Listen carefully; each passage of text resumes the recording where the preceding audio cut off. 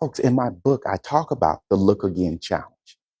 And here's the challenge that we normally face is that we allow distractions to prevent us from looking again. Now, don't get me wrong.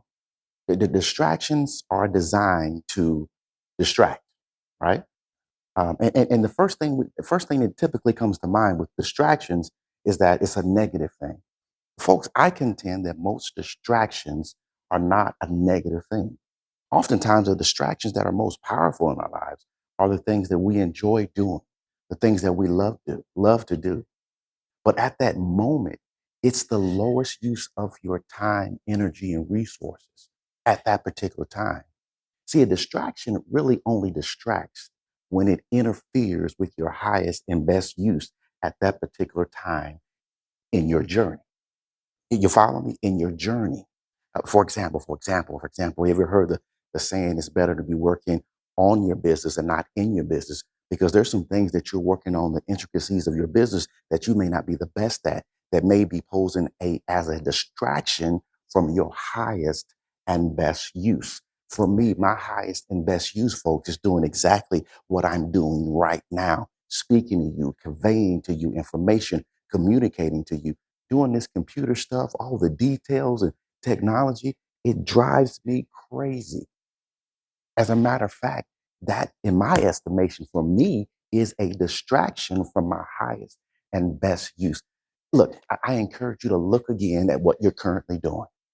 And if it's not aligned with your gifts and talents, your highest and best use at that particular time in your journey, I would encourage you to re-examine it and look again. Let the folks do the job that they have been designed, created, and gifted to do.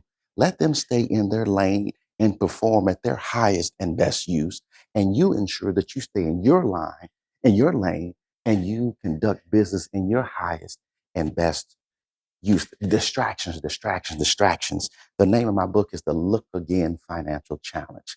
And I encourage you all to look again, then again, again, and then again until you find your breakthrough, until you find that coach, till you find that favored few that is going to grant that God has already put in your sphere. You may not even be aware of, but they are already willing and able to help you get to the next level. But you have to begin the looking again process. Folks, I contend, excuse my grammar, but we ain't ever found something that we weren't looking for. My glasses, let me give you a story. My glasses. I was with Jay Beatty. He wrote the forward for my book, and we did a seminar out in the whole Ohio, and my glasses had fell in between his seat. So I got home and I was looking all around. I couldn't find my glasses, and I kept saying, "Man, I know I had my glasses. I don't know what happened to my glasses." And so I called Jay and said, "Jay, will you do me a favor and look in your car and see if my glasses are in there?" So Jay looked and then he called me back and said, "Mike, I don't see your glasses anywhere." So I continued my looking again and again and then again and I still couldn't find my glasses. So what I did, I said, I know my glasses are somewhere around me, somewhere where I've been. My glasses have to be somewhere in my sphere of activity.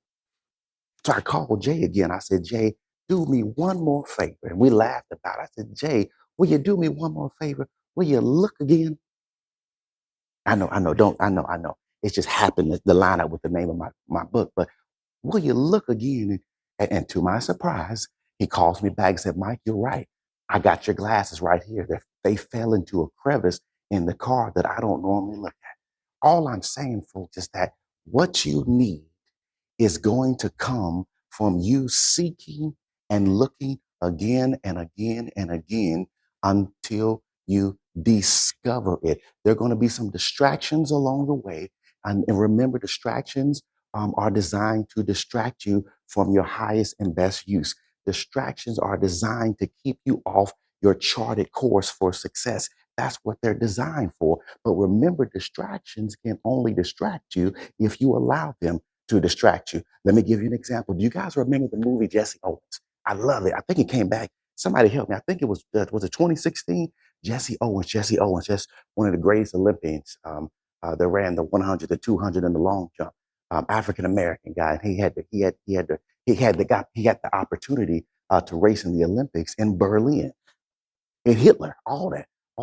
So that was think about the enormous amount of distractions that he had to endure in order to stay focused on the gifting God gave him and the call that he had on his life to change the very trajectory of track and field, to set records that it took decades to break. Let me tell you, it's a scene in the movie that really illustrates this good. So he had to deal with a lot of racism. He had to deal with a lot of rude comments from the football team that was at the university that he attended, and they didn't really like him. They didn't. I don't know if they were jealous or enemies or just plain ignorant. But they would call him names. They would call him out of his name. They would make fun of him because he was African American, and for whatever reason, they just did not like him. So one time they were in the locker room, and the football team was coming in, and his coach, the track and field coach, was trying to give them a talk, a pep talk, trying to lead and coach his team when the football team came in and started throwing remarks, and they were screaming and yelling and talking and just creating this big distraction. And I can remember the coach said, "No, focus on me. Hear my voice. Look at me, hear what I'm saying." They were talking and trying to get them, "Get out of here, move.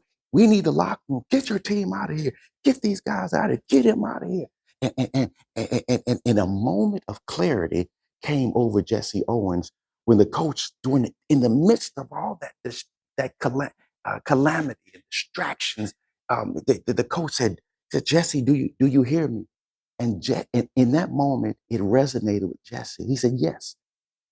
And Jesse began to smile because he realized what the coach was teaching him. He taught him a very valuable lesson that there will always be distractions.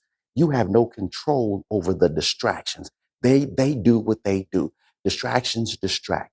But what you do have control over is what you decide to focus on.